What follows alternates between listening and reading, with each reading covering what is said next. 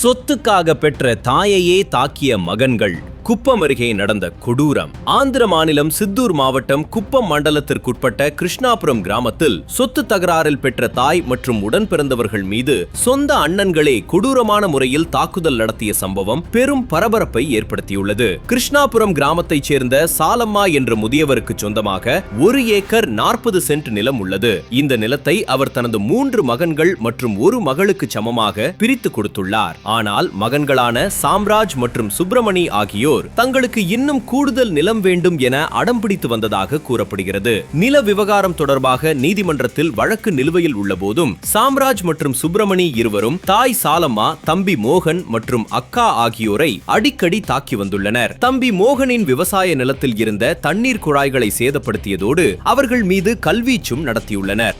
கடந்த 2 மாதங்களுக்கு முன்பு எங்களை கற்களால் அடித்து காயப்படுத்தினார்கள். இப்போது வீட்டை விட்டு வெளியே வரக்கூட பயமாக இருக்கிறது என தாய் சாலம்மா கண்ணீருடன் தெரிவித்துள்ளார். இதுகுறித்து உள்ளூர் காவல் நிலையத்தில் புகார் அளித்தும் எந்த நடவடிக்கையும் எடுக்கப்படவில்லை என பாதிக்கப்பட்டவர்கள் குற்றம் சாட்டியுள்ளனர். எனவே சம்பந்தப்பட்ட உயர் அதிகாரிகள் தலையிட்டு தங்களுக்கு பாதுகாப்பு வழங்கி உரிய நீதி பெற்றுத்தர வேண்டும் என பாதிக்கப்பட்ட மோகன் மற்றும் அவரது தாய் கோரிக்கை விடுத்துள்ளனர்.